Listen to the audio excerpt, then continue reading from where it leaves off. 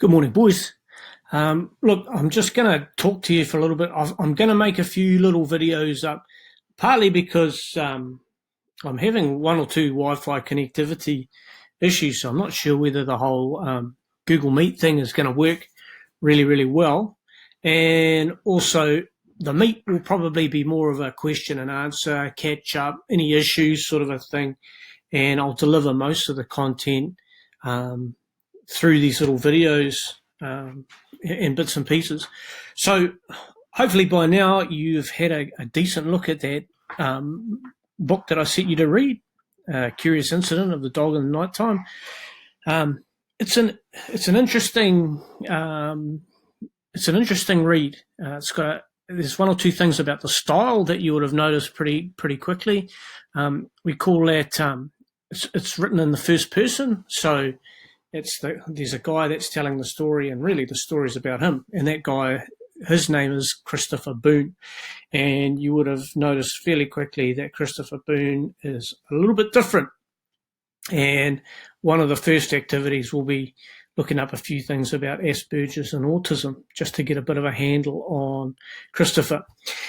Now, that's where style comes in. A lot of the book is written in simple sentences.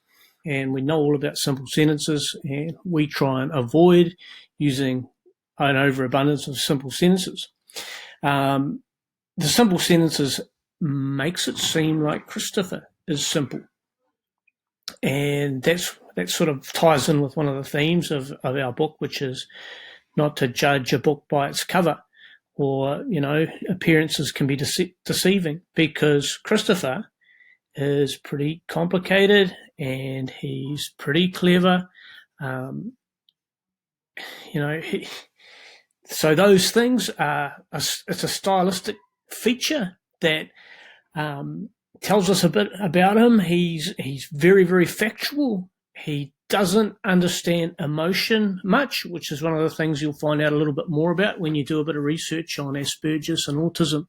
He does lots of long lists. He talks about stuff like prime numbers, and he's very intelligent. He's very analytical.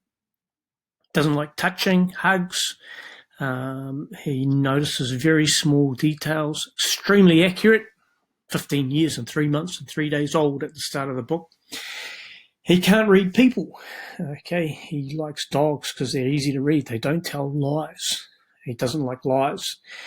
One of the things that he does to help him read people or figure out people is he carries around a piece of paper with little sort of emojis that explain people's emotions: happy face, sad face, etc.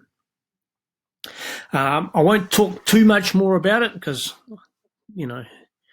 I'll feed you bits and pieces as we go along. I'll try and keep the videos short.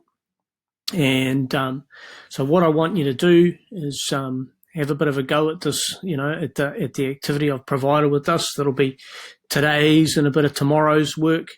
And I've arranged a Google Meet for tomorrow.